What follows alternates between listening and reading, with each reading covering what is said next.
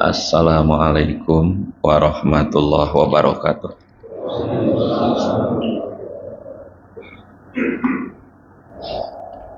Alhamdulillah al-wahidil qahhar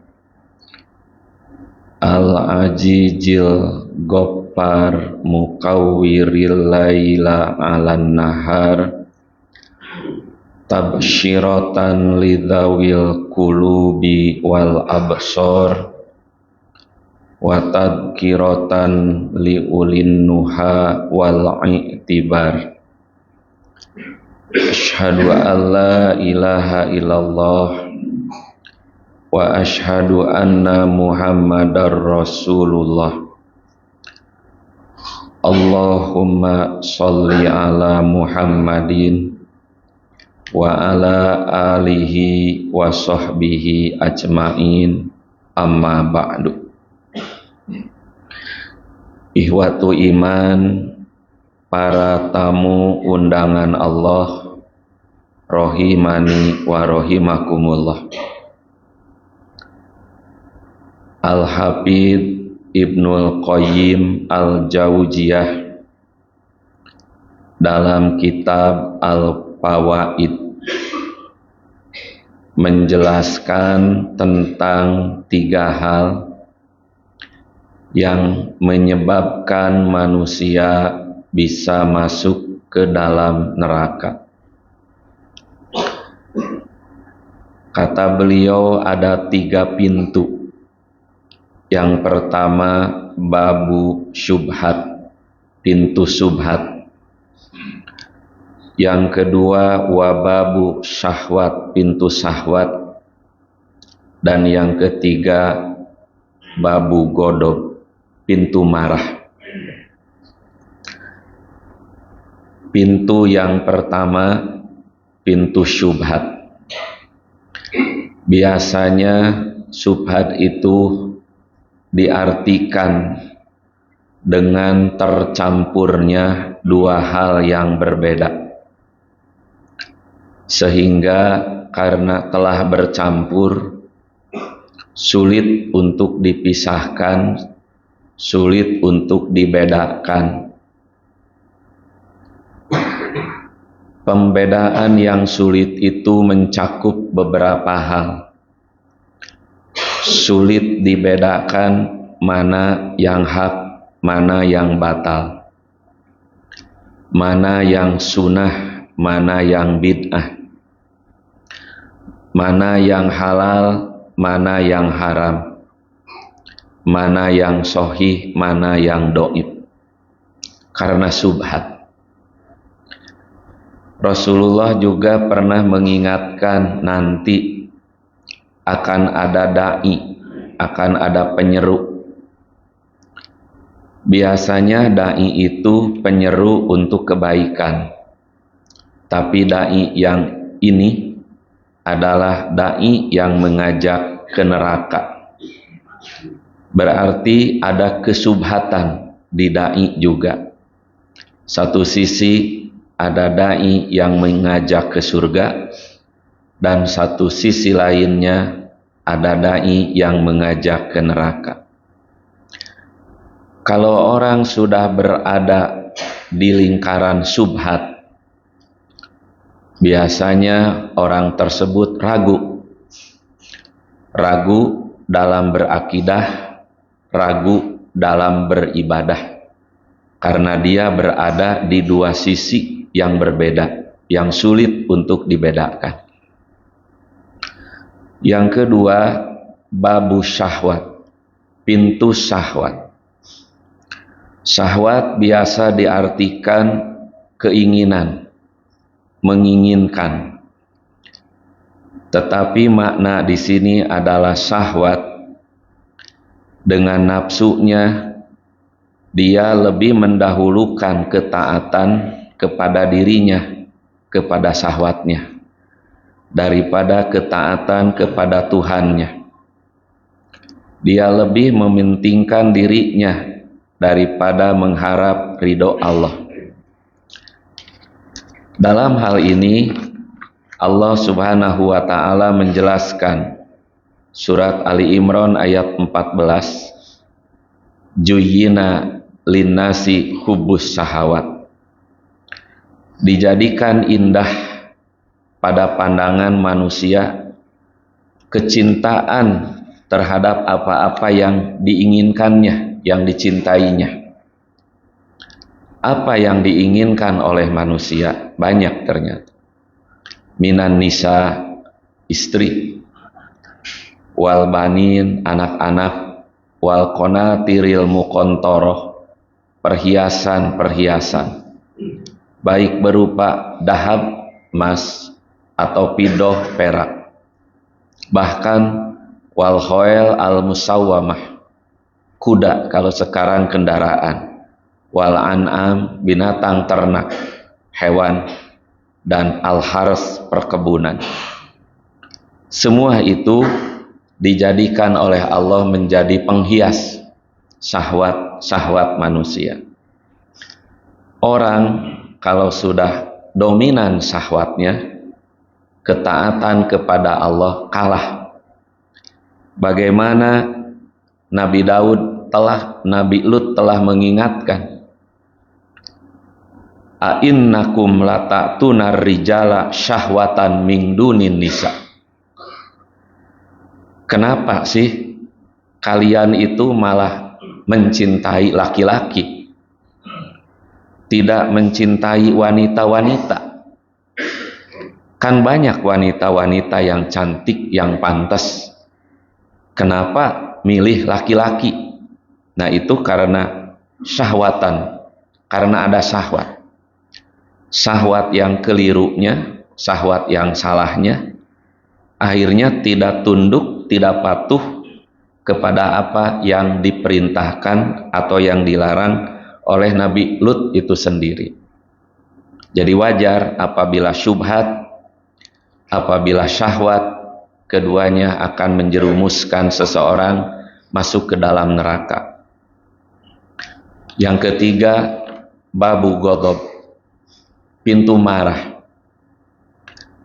Orang marah, orang nafsu, kalau sudah tidak terkontrol, biasanya marah, nafsu, suka menutupi akal sehat, suka menutupi kebersihan hati, sehingga menjadi bias, menjadi salah, menjadi keliru.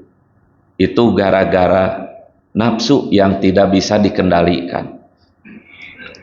Ada seorang YouTuber membuat konten kreator tentang perumpamaan nafsu seseorang. Terjadi senggolan tidak disengaja di jalan. Jika seseorang itu IQ-nya hanya 60, maka langsung bereaksi. Namanya juga tidak disengaja, tapi dia langsung bereaksi, menyenggol lagi, dan ditambah dengan memukul, mencaci maki. Itu 60 ya. Ada juga yang IQ-nya 80. Dia tentu saja tidak segan-segan untuk menjadikan proses kejadian itu dijadikan besar. Padahal sesungguhnya bisa diminimalisir, dikecilkan, diperkecil, tapi bisa diperbesar. Bahkan bisa dijadikan objek bisnis. 80. Ada yang 100. Nah, kalau yang 100 itu menunggu, tidak memukul, tidak memarahi. Tetapi kalau lawan yang tadi memukul, dia juga ikut mukul, tetap belum baik. Nah, yang bagus adalah yang 120. IQ 120 itu mempertimbangkan baik buruknya, maslahat dan mafsadatnya. Kalau dilanjutkan bagaimana? Kalau tidak dilanjutkan bagaimana? Lebih baik cari jalan damai, cari jalan maslahat. Fa'fu anhum wastaghfir lahum. Allah berfirman, maafkan saja, ampuni saja, karena tidak akan menjadi miskin gara-gara itu, tidak akan menjadi mati gara-gara itu. Tapi dengan memaafkan, Dengan mengampuni, maka hidup kamu akan menjadi tenang. 3 hal inilah barangkali menurut Al-Imam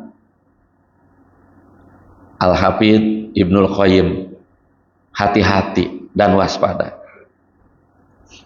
Di dalam hadis riwayat Imam Hakim yang bersumber dari Abu Hurairah, Rasulullah Shallallahu Alaihi Wasallam bersabda, salasun man utia hunna faqad utia mislama utia alu Daud.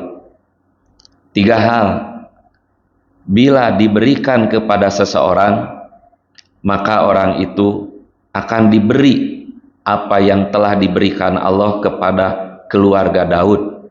Berarti keluarga Daud itu di dalamnya ada Nabi Sulaiman. Apa yang 3 hal?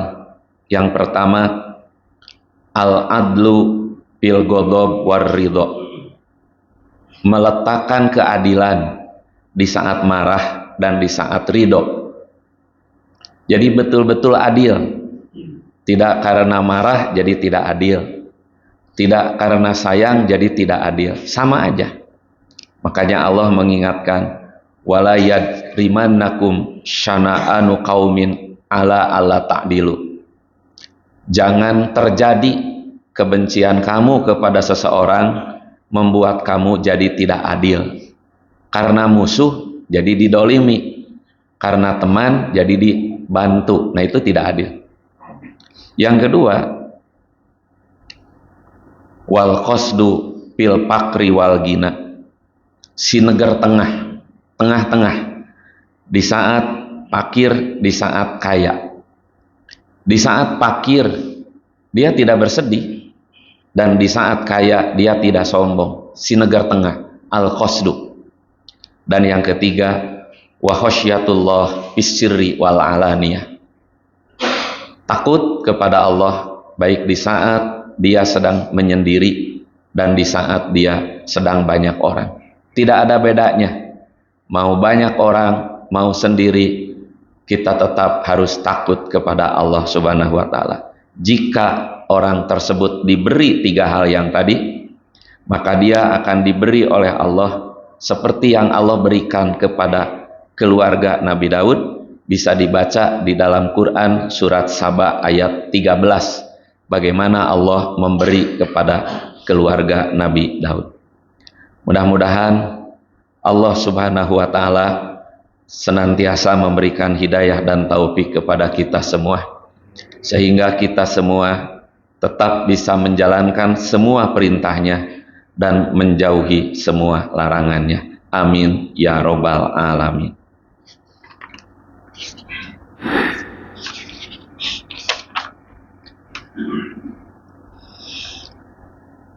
Alhamdulillahilladzi ja'ala likulli usrin yusra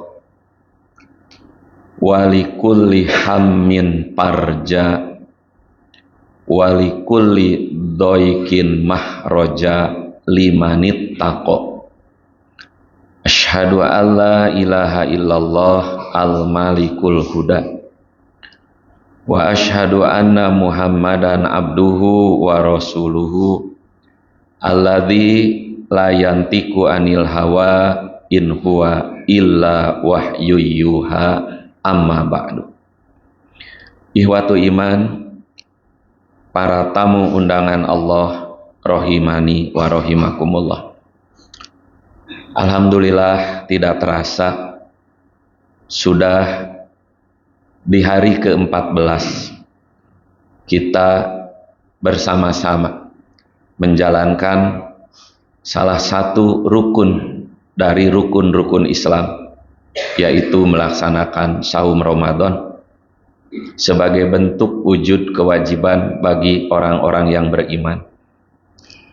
Mudah-mudahan di 16 atau di 14 hari ke depan Allah Subhanahu wa Ta'ala masih tetap memberikan kesehatan, keselamatan, dan kekuatan untuk kita, sehingga kita harus menjadi dan harus menjadikan Ramadan tahun ini mudah-mudahan menjadi Ramadan yang terbaik selama kita melaksanakan saum Ramadan.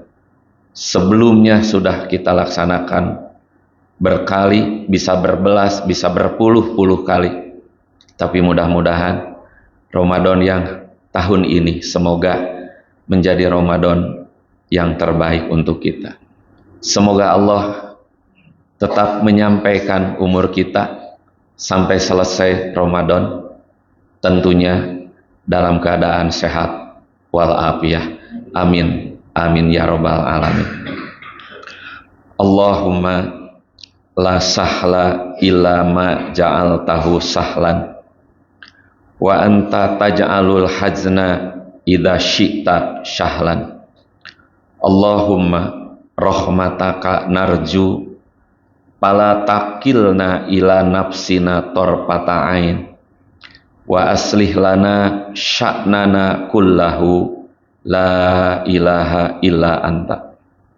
Allahumma ftah alaina abwabal khair wa abwabal barakah wa abwaban nikmah wa abwabal quwwah wa abwabas sihah wa abwabas salamah wa abwabal jannah. Rabbana atina min ladunka rahmah wa hayyi lana min amrina rasada. Allahumma inna nas'alukal huda wat tuqa wal afaf wal ghina. Rabbana atina fid dunya hasanah wa fil akhirati hasanah wa qina adzabannar wa akhiru da'wana anil hamdulillahi rabbil alamin. Wassalamualaikum warahmatullahi wabarakatuh.